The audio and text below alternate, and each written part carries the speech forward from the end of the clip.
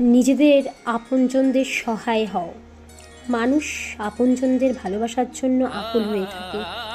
তোমাদের আমি সেই ভালোবাসা দিয়েছি।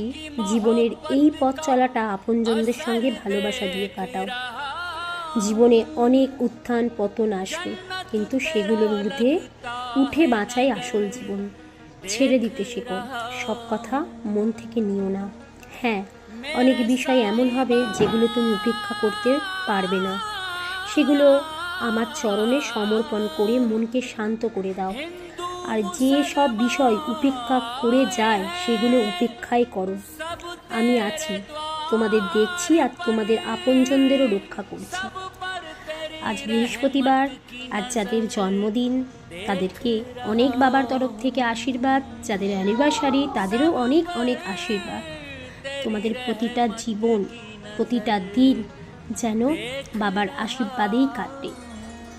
বাবা, আমরা অনেক সময় ভাবি যে কেন বাবা আমরা যেটা চাইলাম দিল না। আসলে প্রত্যেকটা সন্তানের জন্য বাবা আমাদের ভবিষ্যতের কথাগুলো ভেবে রেখেছে।